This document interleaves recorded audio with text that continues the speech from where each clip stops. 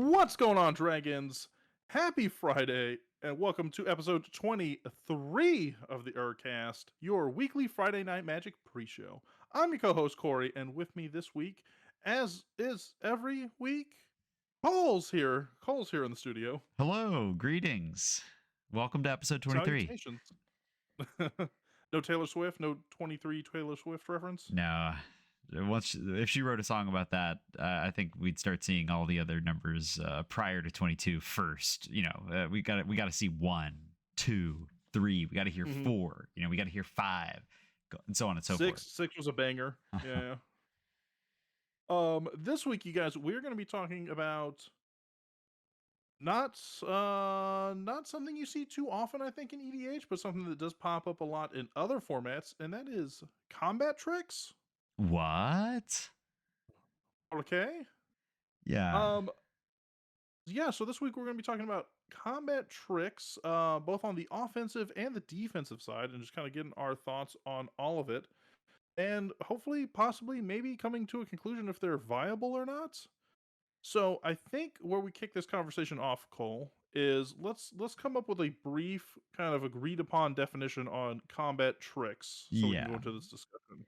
So my first thought is just to keep it as broad as possible, that a combat trick is something that is performed during the combat step, whether that's the beginning, declaring attacks, during declaring blockers, if it's before damage.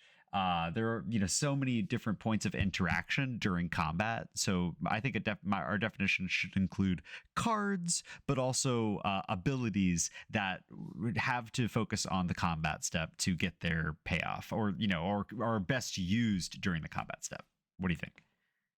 No, I agree with that. Now, to broaden it a step further, so would you say that by that definition, so combat tricks should be relating to combat, as in affecting the damage, the attacker, stuff like that, as opposed to, hear me out, as opposed to, let's say, just something you could activate at instant speed on combat? Well, that's what I was talking about, is that it has to take place for it to be defined as a combat trick. It has to be a trick that is committed during the combat step. It doesn't have to relate to power and toughness. It could be as simple as sacrificing a creature that you've declared as a blocker before damage. I mean, it doesn't have to say on the card, boroscombattrick.com.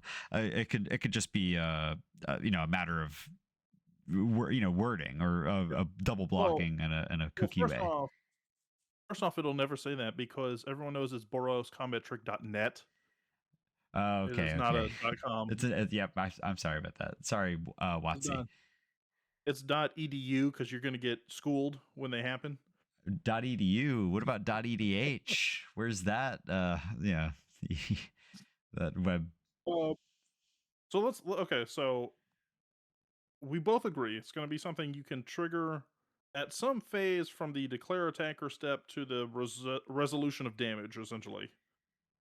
I mean, there are some combat tricks that even happen after the resolution of damage, such as something like Reconnaissance, which is an enchantment that can remove a creature from combat even after damage has been dealt.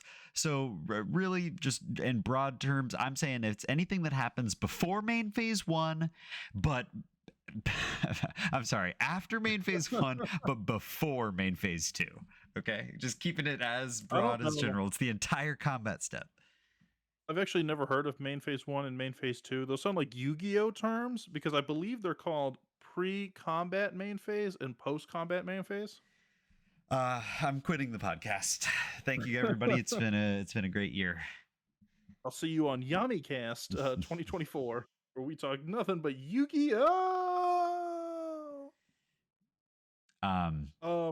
Yeah, so let's start this thing off. That's what a combat trick is. Now, I think we should also say what a combat trick isn't, because a lot of times people could get the two confused, right? So, for example, if you have something like Neheb the Eternal, where when you deal damage at the end, you gain a bunch of mana and stuff like that. I don't think that's not a combat trick. That's a payoff. That's a combat payoff.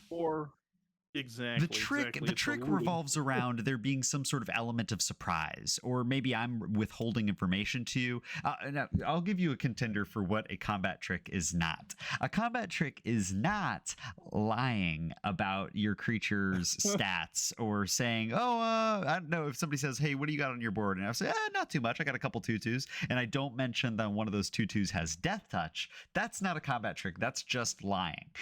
And I don't know if you've been seeing the recent Twitter Yes. discourse, but there's you want to be upfront with information that's on the field that everybody should know. But if you have something in your hand or something on the field that can be utilized in a tricky way, you know it doesn't have to be withheld information on your board. I'm not covering up a dryad arbor in my land base, and then when I declare, oh, you don't have any creatures, oh yeah, well, I actually do. I have a blocker. I've been hiding it under a pile of 12 mountains all game and a forest. So what's funny is I waded into that debate not for the better, to be honest with you. Not in any way that has paid off for me, like morally, spiritually, mentally, Uh-huh. physically, any monetarily, anyway. um, and you played with me often enough. You can correct me if I think this is an accurate depiction of my gameplay or not. Okay. So I don't. I think I'm very transparent about my board state. Like if you ask me, hey, what I have for blockers, I will tell you what I have for blockers, but I will also throw in information that is sort of like irrelevant to the situation. Like, oh yeah, I've got a 2/2 blocker now. Uh-huh. Just so you know, it's got menace. Yeah, making them maybe. Are you trying? Is the purpose of this to confuse them, or is that out of humor? And like, oh well, just so you know, I do have a 0/4, but he does have defender. Like you're like, oh, okay, you're goofing on me. Or is this a combat trick that you're trying to overwhelm them with information? Oh, like maybe they'll forget what menace means. Like you could use that It's to your a advantage against somebody who's a newer player. it's a political combat trick. The war of the mouth is Uh-huh. the combat trick. No. For me, I definitely use it in jest, but I do agree. If you had a newer player, it could become very confusing if you kind of overload them with information. Like if I'm sitting there floating, like, oh, I've got 2 forests up, and I just keep going like, well, counter spells only cost 2 mana. Like, yeah, that's a technical truth, but they're gonna think, oh, you might have counterspell without necessarily going, yeah, but you've got 2 green and not 2 blue. I think that's a great point. And then just to get back onto our like explicitly combat tricks, I think I want to remind the audience that combat tricks can also be from the defender's perspective. You see a lot of the majority of combat tricks, if you look up like Scryfall Oracle Tag, is going to be small buffs to your creature's power and toughness that can be used either in an offensive or defensive way. But there are a lot of combat tricks that I would consider combat tricks, such as Aetherize, or effects that are going to just totally wash out a combat step and return everything to somebody's hand, or turn all of their attacking creatures into basic lands, provided they have any. Now, let's look at the attacking side. I'm gonna say the physical side. Like I'm in Pokemon for a second, physical and special. But let's look at the attacking side kind of first up, and then we can kind of talk defensive, because I got some questions on the defensive side too. Because I'm definitely more of a defensive combat trick person than an offensive combat trick person. Um, Offensive combat tricks. So typically, the ones I think you see the most, especially when you're looking on like MTG Arena kind of landscape, Mm-hmm. are things like your gigantic growths, your titanic growths, your anything that ends in growth, really, Sure, where sure. you go and attack, and you're like, oh no, silly me, I threw a 1/1 into your big hulking board. Whoops! And now I play this card and gives it +3/+3. Now it's a 4/4. Yeah, so you're basically talking about a situation where a combat step seems very simple or advantageous to one party, and then after a set of blockers are declared, either the attacker, or well, usually it's the attacker buffing up their creature to make it so, oh, that trample is now going to deal lethal damage to you, or now I have just enough mana or power and toughness to survive this combat and take out your creature, Mhm. kind of causing your opponent to overcommit resources that they didn't expect to lose. Sure. Now, when it comes to EDH, though, because let's be honest, we're an EDH focused podcast, we're an EDH focused people. I mean, you don't see it as much. Now, my theory is that because on games like, not games but platforms like Arena or Standard or Modern, stuff like that, it's 1v1, so it's a little easier to just go, I'm throwing my board state against your board state. But in a Commander format where there's a ton of go wide strategies, I mean, is it even viable to, buff one creature +3/+3 until end of turn to throw it at one person when you could have, upwards of 20 creatures sitting on a board at any Well, given time? and the truth of the matter is on that in a game, a non EDH game where your life total is 20, a 2/2 might as well be a 4/4 in a 40 life EDH game.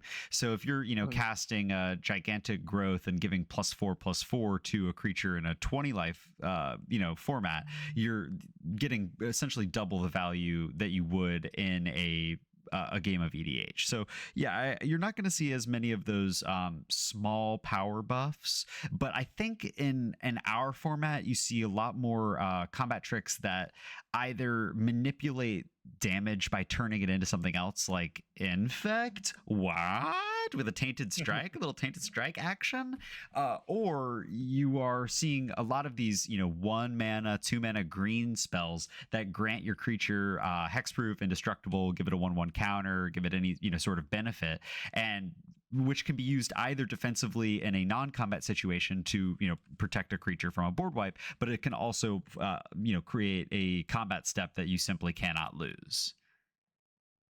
Yeah, no, no, I agree. I think in EDH, especially with Commander, you see more effects that are going to stick long term. So I mean, a +1/+1 counter is going to last typically, or be more prevalent of a card to be used than necessarily like a +3/+3 for one turn. Just from the standpoint of, it's going to sit on there. Typically, the games run longer. A standard game is not running 15 plus turns. Well, yeah, I do agree with you about the permanence, but I'm particularly talking about the like indestructibility, creating like using a combat step as more of a or using those sort of combat tricks because they're also versatile in non-combat situations. Whereas something like a Sure. Titanic growth or a gigantic growth isn't really going to, save you from a blasphemous act. It might, depending on the creature, but you are more likely to get value out of it when you can use it on somebody else's turn, somebody else's main phase, rather than just a combat encounters, because there's two main phases for every turn, but there's only one combat step, so characteristic, or statistically there should be kind of a skew there. So your argument is that you would see more like, let's just say, Tameo Safekeeping was one that instantly comes on my mind, where it's, giving hexproof and lets you draw a card and gain 2 life or whatever. I That's think a it's perfect hexproof and gain 2 life, uh, because you're also dodging like targeted removal. right. Yes, and a lot of those cards will even, I mean, some of them, the usually typically the ones that are 2 mana versus the ones that are 1 mana will even give you the option to select like permanents or non-creature permanents. So you could save a really vital Darksteel Forge or something, a crazy large an enchantment or an artifact that's key to your game plan. Mhm. Um, Now, what can like here's what it also comes down to, right? Like, any of these cards are going to depend heavily on what your commander is. Like, you're not running a ton of combat tricks if you're in your like, is it spell slinger deck, Sure. unless that deck's like Valmore, which is the +1/+0 for every instant sorcery you cast per turn. But if it's like Mizzix or Niv Mizzet Perun or anything like that. You're not just, oh, by the way, let me just throw in random combat tricks. Yeah, you're definitely not going to be slotting in offensive combat tricks in decks like that. You might have a couple of those like Aether Spouts or Aetherize where you're trying to, protect yourself from a big blowout combat, especially if you're in a Timmy meta. But I think that's a super valid point that your commander matters. You're going to see a lot more combat tricks in decks that are oriented around big, sweet creatures. I'm talking Galt of the Primal Hunger. That's a deck of mine that has, quite a few combat tricks. I want to be casting Berserk and, buffing my Galta up to a surprising lethal damage right after my, innocent friend has declared, this is enough blocks to survive and try out my, my cute new deck. No, I'm killing you on turn 4 because you deserve it. And I like the shock or the feels of like, oh, I have outsmarted you by holding up my mana and having the resources to take advantage of the combat step to the fullest. So big creatures, at the end of the day, the point is big creatures are good. Small, is it nerd creatures? Bad. That's one way of looking at it. I just had a thought, and I'm gonna throw it to you real quick. What do you think, or do you think it's possible to have combat tricks that do not take place in the combat phase? And I'm gonna give you 2 examples. And I just want to see if you would define them as combat tricks or not. Sure. So, and these are 2 things I think are very like prevalent in Commander that you wouldn't necessarily see in other formats. So one, what about fights? So when you've got those like fight rigging or style cards where you just have a fight commander, Mm-hmm. um, I mean it is combat that you're engaging in, but No, is it no, a no, no, trick? no, no. It's not a Well, trick. it's combat in the very sense of the like, and like semantically, maybe, but in terms of magic rules, fighting doesn't have anything to do Mhm. with combat. It's just two creatures dealing damage to each other. They're not at war. They're not mad at each other. It's not a combat. And Sure, sure. basically, your mom and I Like a have wrestling. decided that it'd be better if yeah. So it's not a combat trick. No, you can use some of those effects during combat for awesome effects, like Ram Through. I think is one of those crazy cards where you're dealing trample damage over to the creature's owner, and that can be used during Mhm. combat for a little bit of extra damage on there if you play your cards right. But it's not a combat trick unless you do it during combat. Okay. What about? And this will be same vein, right? So what about another type of fighting? So recently in Lost Caverns of Ixalan, we got a fight based commander in Waita. It Mm. would be like the enraged commander essentially. So you basically get to ping all your enraged stuff for damage, tick them off. Now that is fighting. It's not combat, but it is like damage based If triggering. damage based triggers made it a combat trick, then is lightning bolt a combat trick? No, It no. is. You know It what? is during Okay. Yeah. combat, maybe, Exactly. but even If then, if it's hardly even a if you combat trick.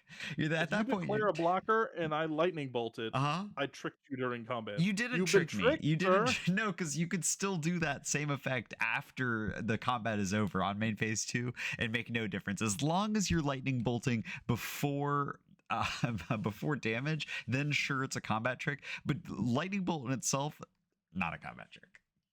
Okay, but by that, your own definition of a combat trick doesn't make sense. So because you used a specific example of okay, if I declare a blocker Uh huh. And then through some other means. Now, the blocking aspect is a combat trick, right? Because the damage isn't seeping through. But sacking them is not, sir. I could sack them off on my oh, damn it, on my post-combat main phase. well, you couldn't sacrifice them if they were dead. You can't, you have to I sacrifice them before the damage. So I would stand by that. I think lightning bolt is not a combat trick because it doesn't. is a combat trick. If you're going to be casting it prior to okay, you can use it during combat to like, okay, I'm attacking. I don't know, man. I'm attacking you with my 4/4. I'm blocking with my 1/1. Ooh, you will never kill me. And then I lightning bolt. It's like, okay, sure, that's a combat trick. I agree. Yes, exactly. 100%. At all times, regardless of what phase you use it in. Combat trick. Move I'm s on. I'm just Move on. Welcome to the ErCast episode 23, the all lightning bolt episode. And then next week, guys, we'll be talking about shock. In the following week, we'll be talking about chain reaction. And we're Mm. just gonna go down every red spell that causes damage. Okay, so fights, in your opinion, not combat tricks, because they're a separate action being taken outside the combat step. Yeah, I mean, yeah, I don't think a fight is a combat trick. It can be used as a combat trick if if you have instant speed fighting. Mhm. Like we just argued out with the lightning bolt. Anything can be a combat trick if you do it. If you sneeze during combat, that's a combat Sure. trick. It is. You could Um, concede the game during combat, even though people say and you concede at sorcery speed. But if you have to go home, if your mom is picking you up, you can concede, and that is a combat trick. While we're on that topic, there's kind Mhm. of a common theme there, or like in games where people concede at instant speed, where if I am attacking you to get a payoff through combat, like maybe I have to Sure. deal damage, and based on the number, say I have like the Reaver Cleaver, and I need to deal damage to you to create those treasures, and then before damage. I concede, and so you don't actually deal the damage to me, and you don't make your 18 treasures. I'm still making the treasures. You can't concede at instant speed to deny somebody a combat payoff. What that's just uncouth. Okay, so you can, right? Here's my argument for this. You can 100% concede at instant speed. Like, I'm not going to stop you. Go ahead and concede at instant speed, and at instant speed, I'm going to uninvite you from the next time we play. So, I think it's fair game. Just be able to live with the consequences, the social, and gameplay implications and consequences. And that doesn't go for emergencies, though. Obviously, if you do have to concede at instant speed, but in that case, you say, "Hey, all right, you deal the damage to me. Just act as though I'm still alive or whatever. You do the damage to me." You can also say, "Hey, okay. Well, no, I'm sorry," because you can. There's a situation where I might be like, "Hey, I'm going to concede." So like you've declared all your attackers at me, but it's like I'm leaving. I have to go home. You should attack Cory instead. And it's like, ooh, that's a feels bad moment, because it's like, if player C attacks me and I just get up and go, it's like, well, it's kind of like the damage was wasted. But to Mm. convince somebody to attack somebody else by like conceding the game, that's a pretty dirty maneuver. All right, so I'm gonna present you with a dirtier maneuver. Mm. So, how would you respond to this situation? So I go, hey, I'm going to concede, right? Listen, when my turn's over, I'm going to concede. I got to go, whatever. I got plans later, Then quit whatever the case wasting may our be. time. Just No, no, just no, no. concede before your turn. Hear me out. Hear me out. Hey, I'm going to concede. Uh-huh. Go ahead. You should go ahead and attack Cole. Go ahead. I'm going to concede, attack Cole. Swing all out at Cole, And right? then you don't concede. And You then, stay in the exact. And then game. I go, then I look at my phone and I go, oh, what do you know? That thing was canceled all of a sudden. Well, Cole, looks like you got knocked out of the game. Is it my turn? My turn? All right. Untap, upkeep, draw. That's a never invite you back moment. I looked on you. You didn't even unlock your phone there. You just pulled it out. You played Angry Birds, man. You were playing Angry Birds. Every time someone goes to attack me is when a family member of mine is getting rushed to the hospital. Oh no, grandma slipped again. Gotta go. So let's get back on combat tricks. So what I find interesting too is when we look at payoffs. Now, if you have a payoff that's not necessarily a combat trick per se, and let me define it right. So let's look at a specific scenario. So I brought up Neheb the Eternal a little bit ago, as far as at the in your post combat main phase, it gets mana, blah blah blah blah blah. Right. What about the new one? I believe it's Tashar, the Judas Hellhound. So it's whenever whenever you attack for creatures that are attacking, you get red mana in the combat step. Does it fade Now away? that mana, it does. So it fades away, so you don't retain it post combat step.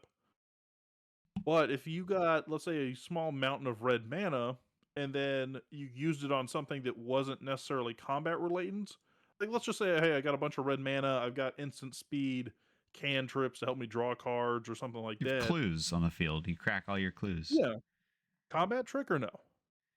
No, just taking advantage of resources isn't necessarily a combat trick. I think it has to persuade the board state in a way that that's a great. I don't know, because obviously, like, cracking clues and drawing cards is like helping increase your board state, but it doesn't have anything to do with the mechanics of combat, except for the fact that the Um, card is a payoff of your Tashak, and you're using the mana during combat.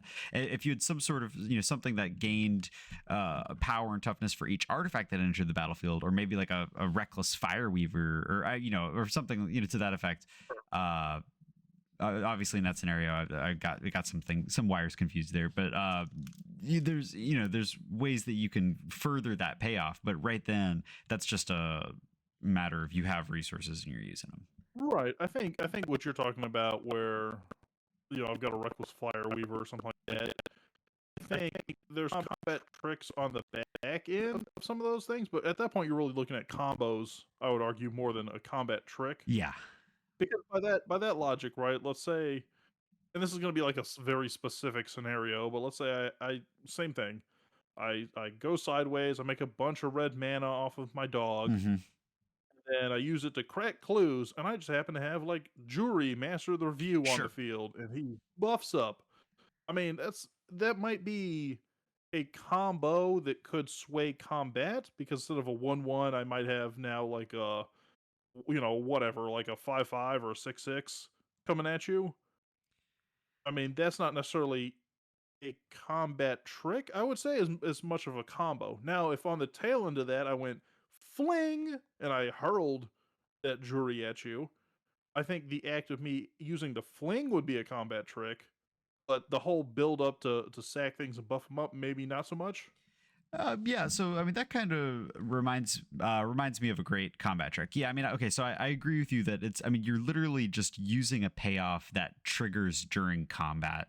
If you're, Mm. I wouldn't necessarily call the jury a combat trick, but then if you have a fling in your hand, and ideally it would be in a scenario, because you don't have to do this during combat, so it's not super combat relevant to me. Like something like a berserk, or an ability that has to be used during combat, feels more like a combat trick to me, because you can fling on your main phase too.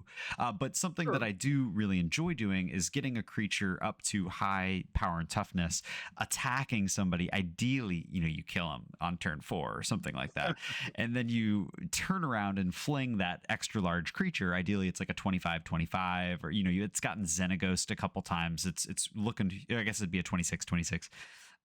You're then able to fling it and swing, send that 28 damage somewhere else, and getting the most Able to value fling. out of your, if it's a temporary pump like a Xenaghost trigger, that's like, again, not necessarily a combat trick, but still a great way to use combat. Yeah, I agree. Let's talk.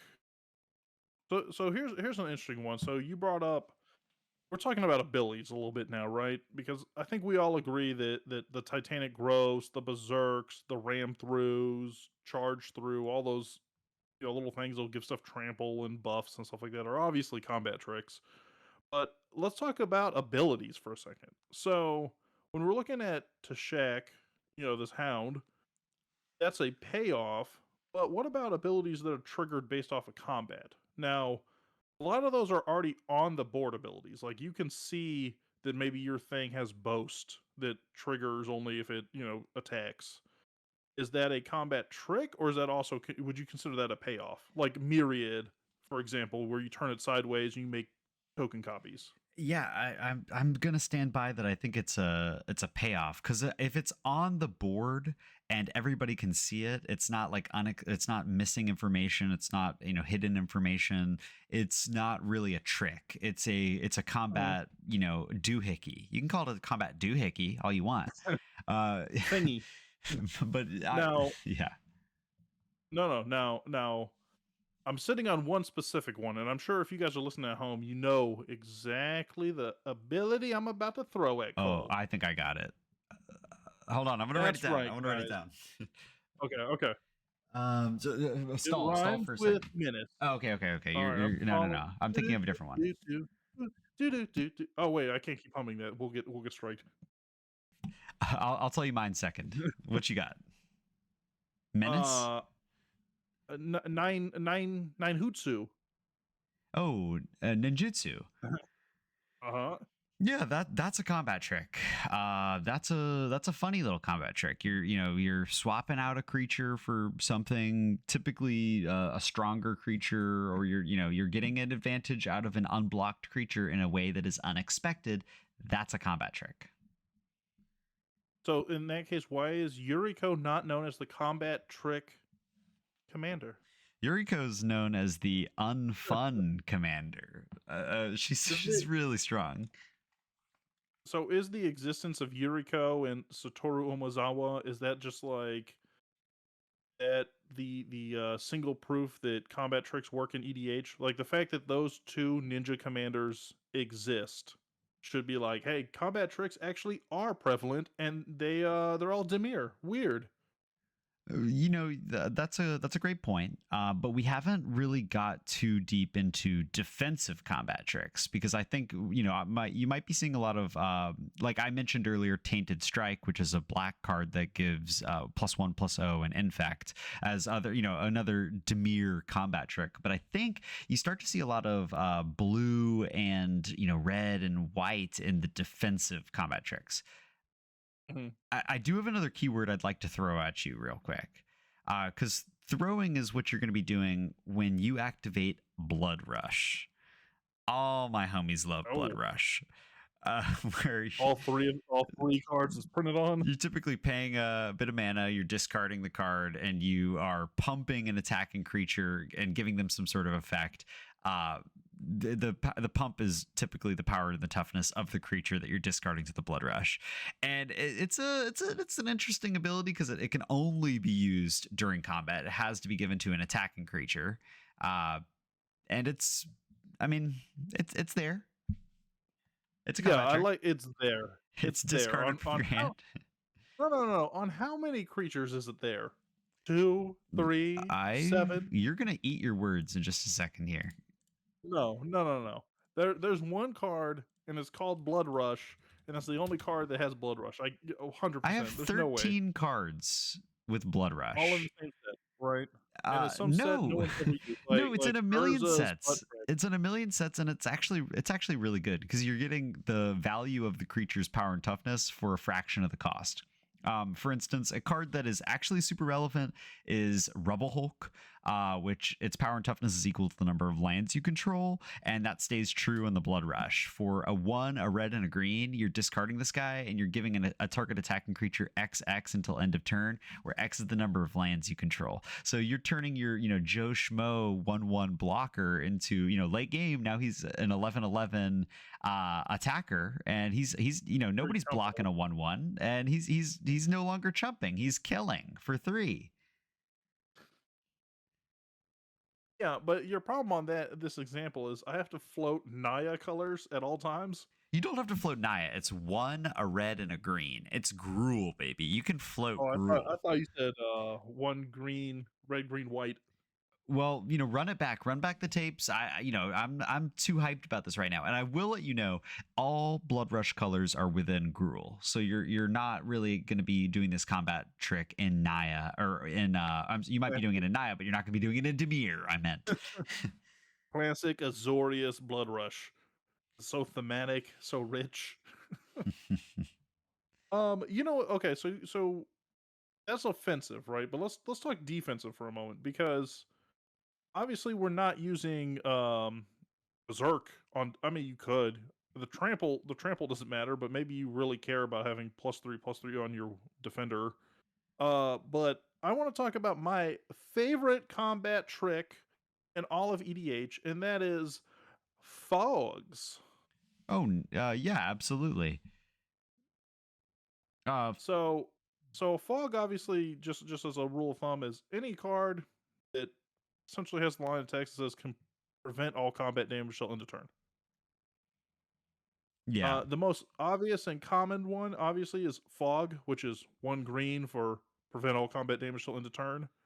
And I would argue darkness is probably right up there too, which is the black version for 1 black, prevent all combat damage till end of turn. Now I the actually big hold on a second. Run that back because I you don't do not think that darkness is the most like I think it's in the top number. No, no, no, no, no. hundred Darkness has percent. to be in way less decks than something like Spore Frog.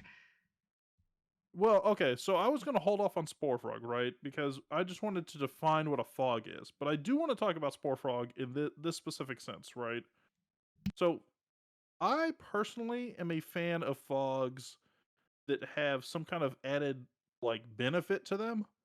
So I usually won't run a fog or a darkness or any of those like do blank and prevent all combat damage. But the ones that have secondary effects, I love. And let's talk about Spore Frog for a second, right? Since you so wisely brought up Spore Frog.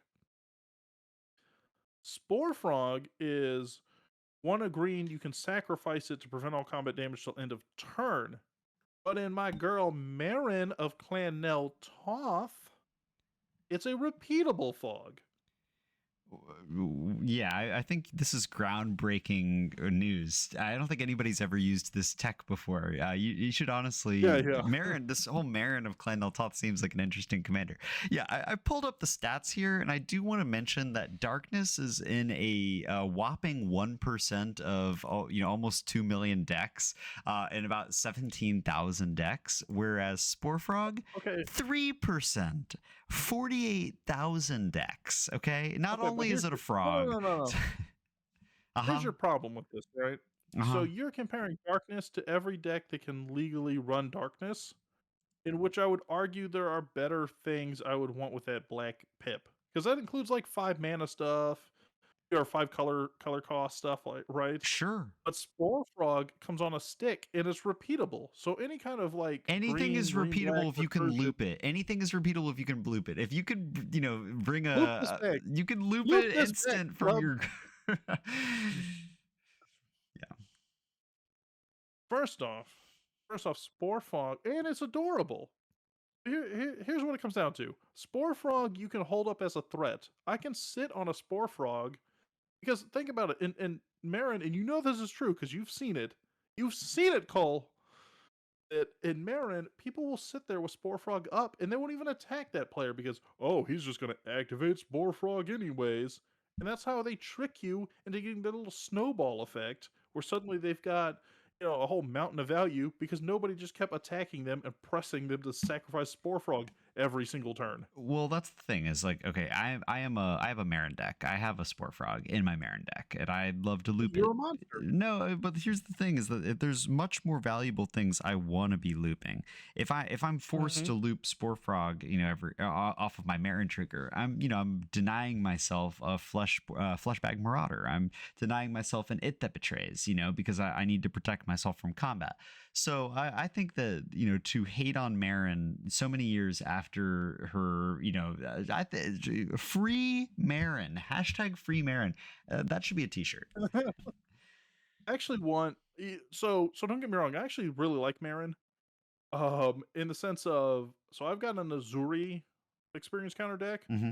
and I deep down secretly want to build Marin and Mizzix, and then possibly like a Minthara or a Othari, the Sun's Glory, Uh like huh. the Boros Phoenix one, just so I could have a pod one day of like, hey, let's just all have experience counters and just go wild.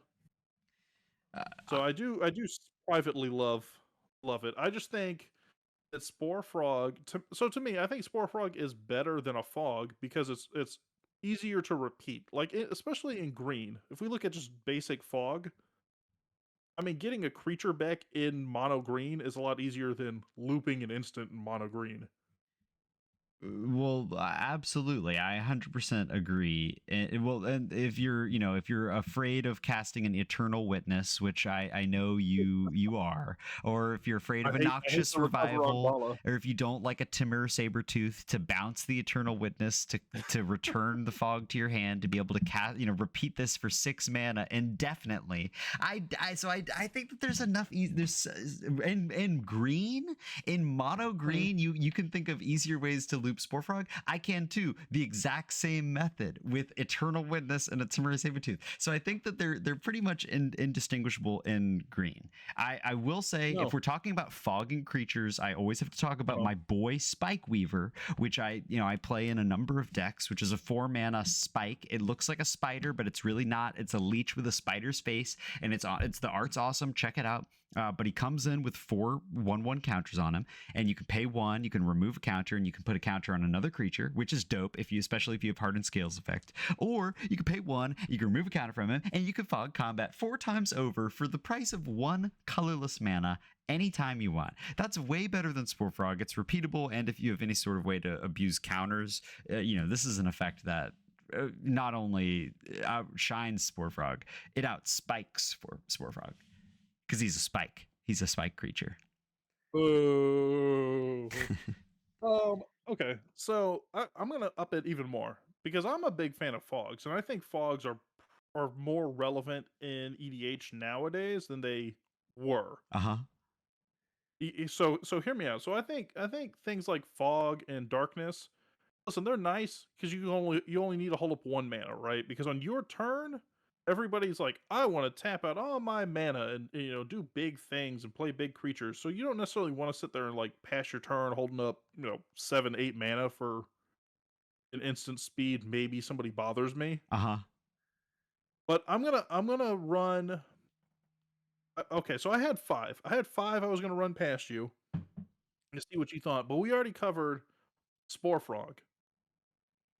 So I'm gonna go up in mana, right? We're Mm-hmm. gonna start at a lowly 2 mana. I'll read the card. I don't want to tell you. I want you to tell me I already know what it is. viable fog or not viable fog. Cole, stop spoilering Is me. it an Orzhov card? It is an Orzhov card, one Yeah. of my Brina favorites.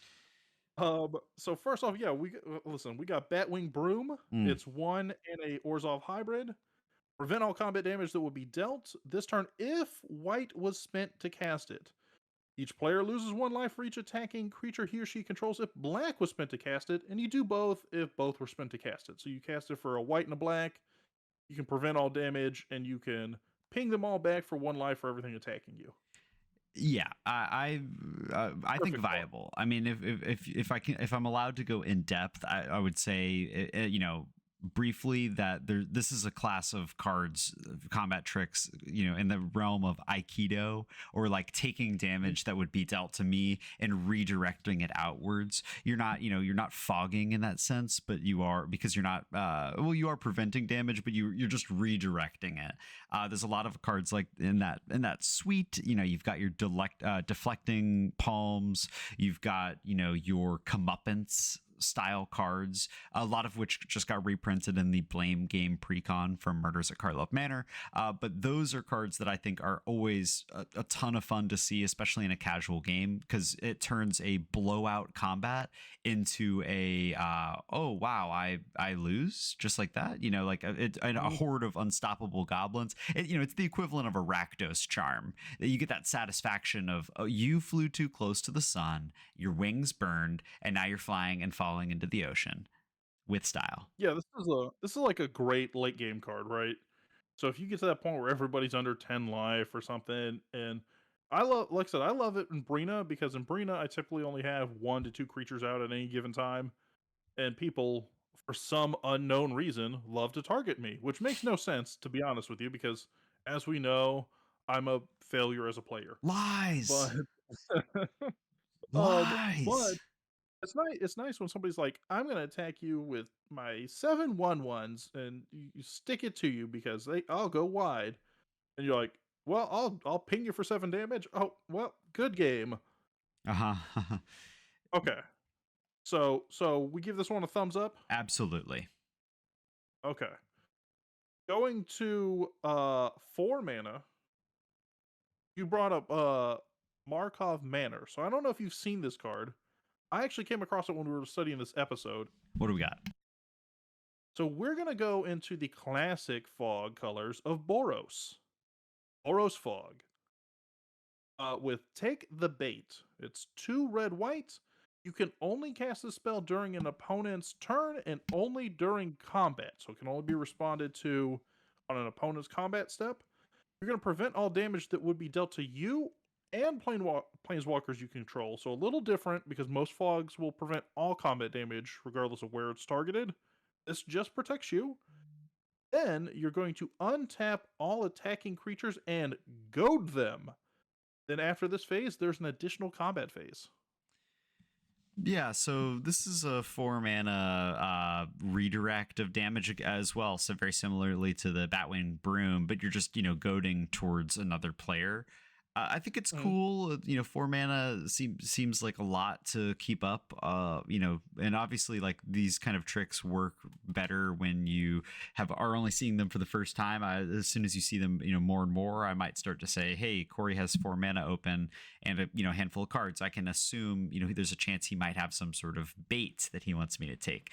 But I would say that this is effectively a card that can be accomplished with your words. You could say, "Hey, man, don't attack me. Swing all your stuff at Corey, like you should." But this is definitely a card that takes advantage of being on top and not wanting to fall to somebody with a combat deck. Because if you're low and you're not really being a threat, nobody's going to be full on swinging at you for you to get the value out of this. Sure. I think the novelty in this though is the colors because we see I think when you look at fogs, black and green dominate this kind of area. Blue, I don't Mm. think you necessarily see a lot of fogs, but you see a lot of like bounce stuff and things like that. Okay. I'm so sorry. And then And white. honestly, And then yeah, okay, white. you need to calm yourself down. You are talking these hot takes, What? dude. Black does what other Oh, black fog effects can you possibly name other than darkness? I feel like every time I play darkness, everybody's like, "Whoa, I've never seen that before." Black has a fog effect? Yeah, it does. I see it White. nonstop. White is a card that halts I'm gonna combat. tell It you. stops combat. Listen, Oh, combat cannot no, happen this turn. White and green are the fogging colors. And okay, no. not You know not why this black nonsense. black is the fogging color, and I'll tell you why. Because everybody else says they've never seen darkness. I see darkness every time, and I look up and I see your beady little eyes staring at me from the other side of the table. There you are, slamming down that darkness, ruining my life. Is Doomblade a fog because it prevents combat damage by It is. killing It the is. attacking creature? That's technically a Dam- fog. Damnation is also a fog, just FYI.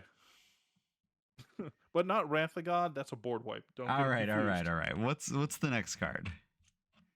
We're gonna go up to 5. Now, I gotta tell you, 5 mana to hold up. We were talking about 4 mana being a little much. I think 5 mana is really pushing it.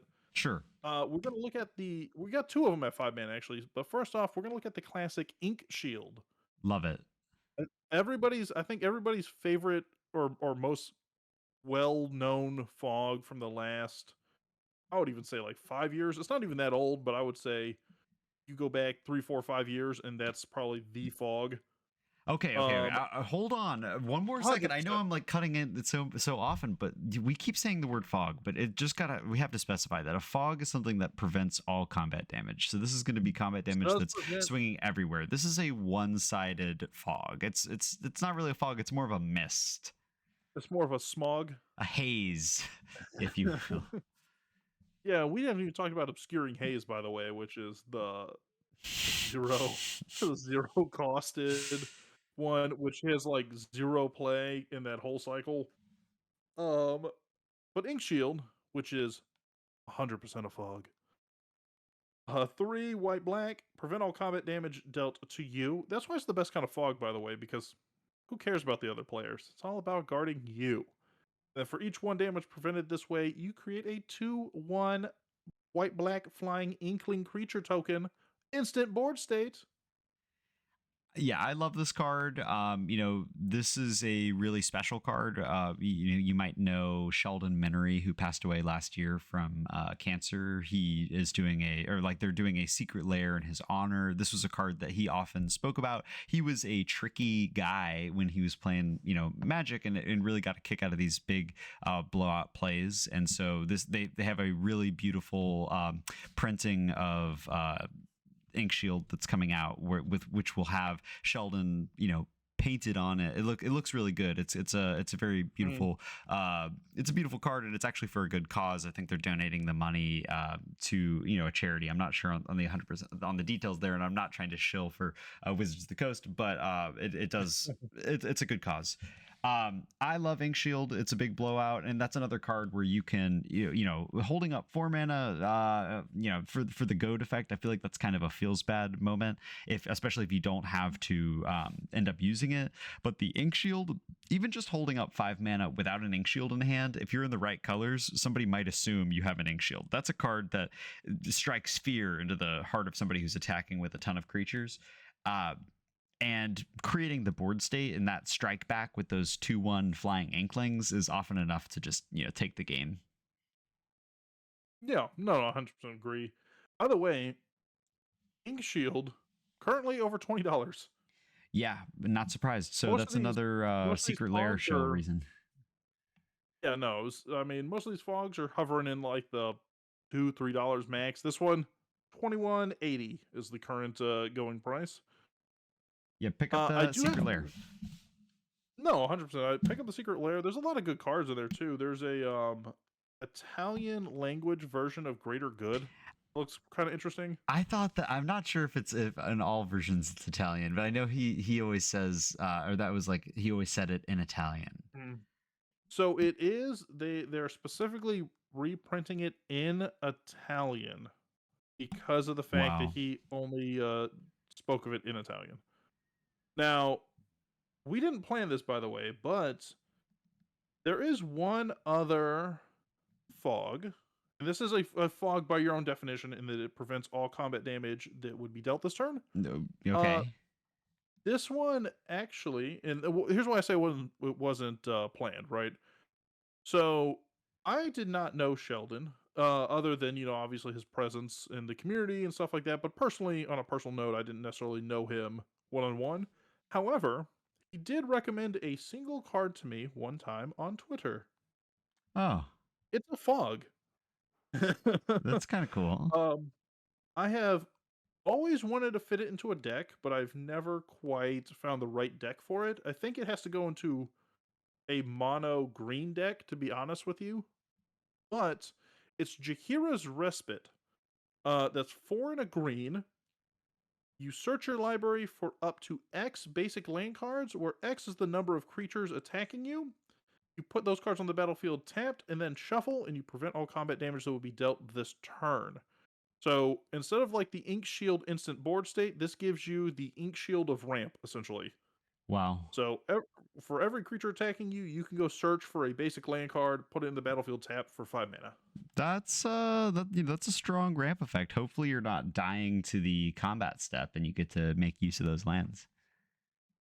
Well, it prevents all combat damage, so Oh, well, I'm sorry. That's perfect. it And is a fog. I do want to mention the secret layer. The proceeds will be going to the American Cancer Society. They'll receive 50% of the product price. Sounds good. Yeah, yeah, it's a good cause. So Jahira's Respite, like I said, I feel like it has to go in a mono green deck, to be honest with you. But I it's one of those things where it's like it's a bad ramp spell because you're getting it only at 5 mana, but it's a great deck thinning spell. I think at the end of the game because you're taking out probably most of your basics. Oh, absolutely. I definitely agree with that. I love anything that deck thens. And that is a very interesting 5 mana spell. Because I'll endorse it. That's a fun one. Ramp By the way, you can good. get a full. We talking about $21 for an Ink Shield. You can get a Uh-huh. full art version of this like a full art version for 52 cents. Oh, yeah. I mean, with all the printings of, is it what's the rarity on that? Is that a common card? Uncommon? It is a rare. It's All a right. rare from Baldur's Gate. Was there one more card on this list? No, it was going to be Spore Frog, but unfortunately, someone spoiled it. Okay, well then, I would like to mention before we get off the topic of defensive combat tricks. Obviously, I've been talking a lot about Aetherize and things like this that are going to say, "Oh, I declare no blocks, and then I have a 5 mana response. I'm gonna, put all the creatures in the top of your library." Or there's also, you can always, of course, Teferi's Protection, or something that just takes you out of the combat and leaves somebody vulnerable, and that especially goes for if they have a combat payoff or if they have like something like lifelink and they need to be dealing that damage. Preventing that damage is not only saving your own life, but it can be dooming someone to eternity of pain and suffering. Okay. So I think so let's wrap this baby up with a bow. Cole, what do you think? Should combat tricks be seen more prevalent in EDH, or do you think they're like right where they should be? I think combat tricks are super fun, and it's a great way to kind of enhance the interaction during the combat step of like, maybe you don't want to swing at me, because it's kind of like a rattlesnake effect of like, oh yeah, I only have, oh yes, I won't, I won't declare any blockers. You're like, really? You're not going to declare any blockers? It adds an element of bluffing to the game, especially when somebody knows that you have those cards in your deck. You can, get a lot more political with your play group. You can kind of threaten things, like we were talking about earlier. You could just say you have something and threaten and bluff, and that's not a lie. You can say, dude, if you swing at me, I'm just gonna Teferi's Protection out, and your combat's gonna be wasted, and hope that they don't fall, like go back and do it. But I love a good combat trick. I think everybody should add there's a couple of really great, easy to include cards that are going to change your game plan. Tyvar's Last Stand is a 1 green mana with an X, and it gives a plus XX and all those host of indestructible hexproof. That's a card that you can do on somebody else's creature and buff up, somebody else's attack into a killing blow. That's a really fun way to use combat tricks too. They're super versatile, they're very fun, they're casual. Go crazy. Yeah, I don't know about the offensive side of things. I've never been like an offensive combat trick person, but I do love me a good defensive combat trick. 100%. I love the fogs. I love all that kind of stuff. Last point I think to run past you, and then we'll move into question of the week, card of the week, all that good stuff. If you had to name, what is your favorite spell or combat trick? What do you think it would be? Like spell, creature, whatever it is. Well, ability. I have a couple that I really like. I was gonna do one as the card of the week, but I've had another that I felt like remiss to not mention, and that I'll go ahead and say it's a black combat trick. It's Hatred. It's 2 black and 3 colorless. This is a reserve list card. It's an instant, and you pay X life, and target creature gets XO until end of turn. This is an awesome card to convert your life total into a kill spell. For 5 mana, which is a lot to hold up, but typically especially if you're playing like mono black, nobody expects the Hatred. But once you get hit with that and somebody's funneled in 20 life to make their Llanowar elves lethal, that is a good feeling. I mean, obviously that wouldn't happen in mono black, but you know what I mean. They make their stinkweed imp deal lethal damage. Ooh, that's a good feeling. What about I you? like that. For me, and this is gonna be a weird one because this is not a card that sees really any play, but it did see play when Cory first got into Magic and wanted to build his own deck for the very first time. Are you familiar with my beloved little creature, Ambush Viper? Oh, is that a flash Death Toucher? It is. It's a little 2/1 snake flash Death Toucher for 1 and a green. Yeah, I'm familiar with that. That's from back when I really started playing a lot as well. That's a great card, great art. check that one out. He's a 2-1 or a 1-2. He's a 2/1. I don't know Yeah, really yeah, know yeah. why he needs 2. To be honest, I don't know why he needs 2 power when he's a flash death toucher, but sure. Let's say you can spread the damage if if he gets multi blocked. But yeah, so check out Ambush Viper. I mean, 6 cents I think it's running for right now. So, old card, but still love it. But I think that brings us up to card of the week, question of the week, all that good stuff. So Cole, are you ready for question of the week? Oh yeah, I'm ready to redeem myself. Last week I flubbed it, so give it to me straight, Corey. Ask me this question. All right, so this question of the week comes to us from Brian, aka the Unskilled Commander, out on YouTube, Twitter, and all that good stuff. Love Uh, Brian. exactly, love Brian. If you guys haven't checked him out, check him out. We talked a little bit about the Sheldon Secret Lair for charity and stuff, but Brian also does a lot of charity work. So his channel is all about kind of playing himself with a bunch of different decks. It sounds weird, but it's what he does, and he uses it to raise money for children's hospitals and things of that nature, and a lot of children medical needs. So if you are into that kind of thing, definitely go support Brian, give him some love, subscribe, thumbs up, all that kind of stuff. He's also a just a sweet, kind-hearted person to talk to. But Brian has a hard-hitting question from outside of the Magic verse for us, Cole. Oh yeah, what you got, Brian? So he would like to know, what is your favorite fandom that you are part of besides MTG? Or are you just a one-dimensional individual? I mean, I threw in the last part, but that's the question. Oh yeah, I mean that's a great question.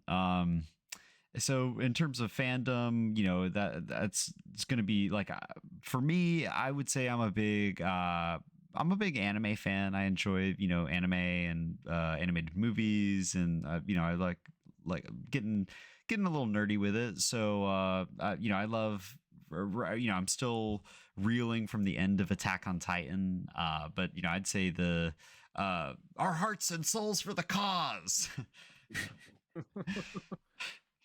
Are you a Jaegerist? Is that what it is?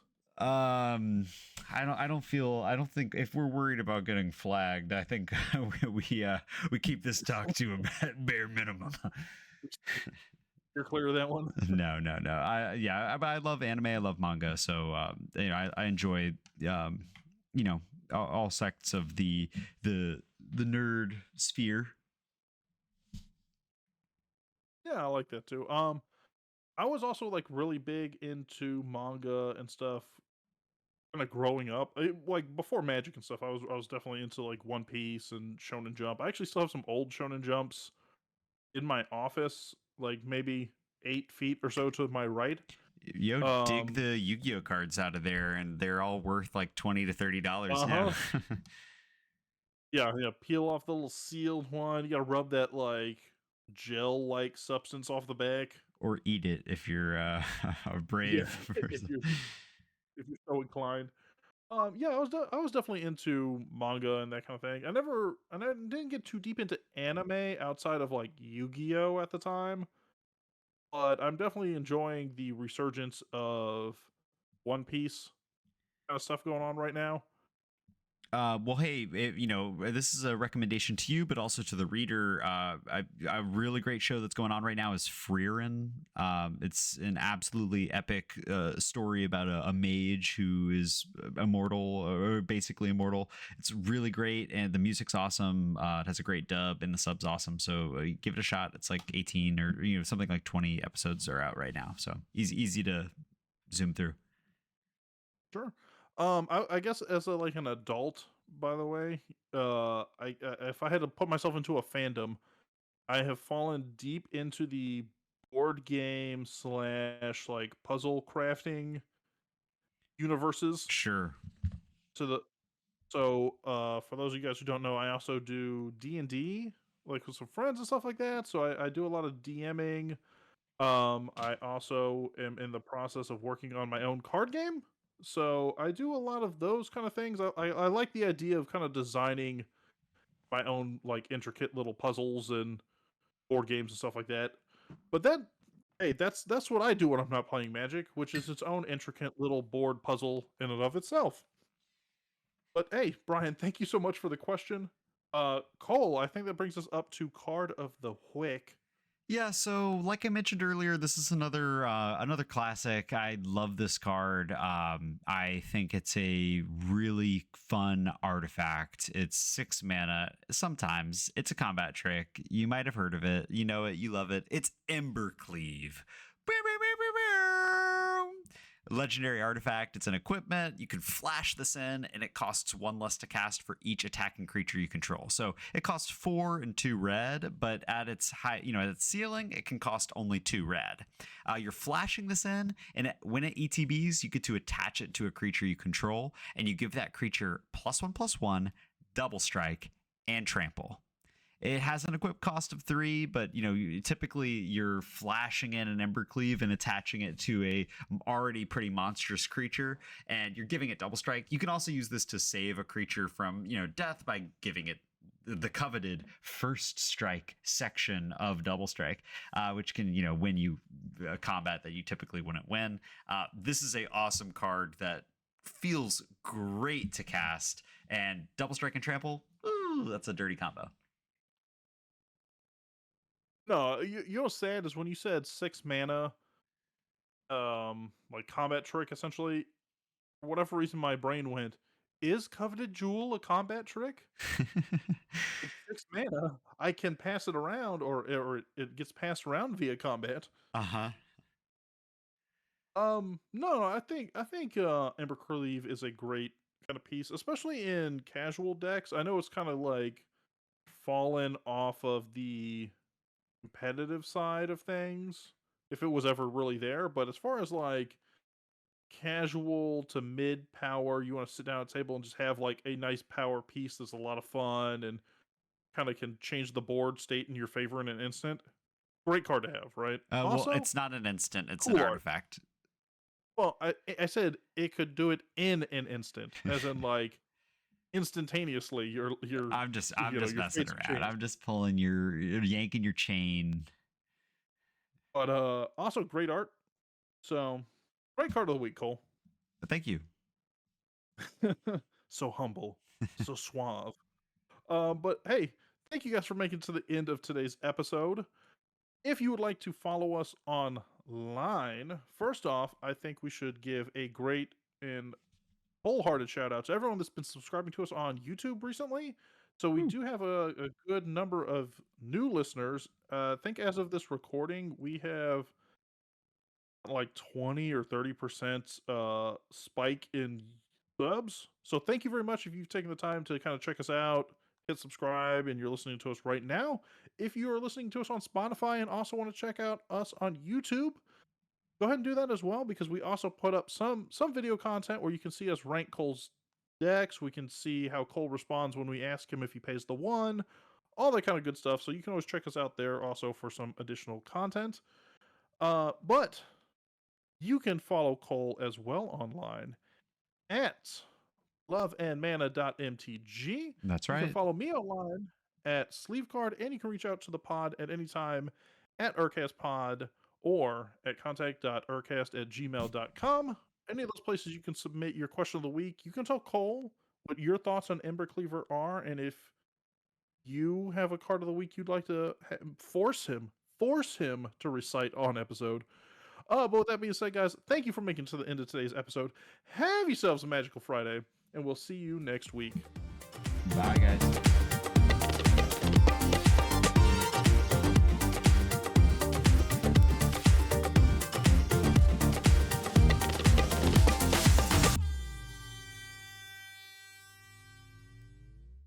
Alrighty. Let me know when you're ready. I'm ready when you are. Oh, we're at 23 now? 22, 20, 23. 23. Episode 23. Yeah. Yeah, 23. It's weird. I don't even have the intro and stuff locked in, like slide and all. I work full blown ad libbing today.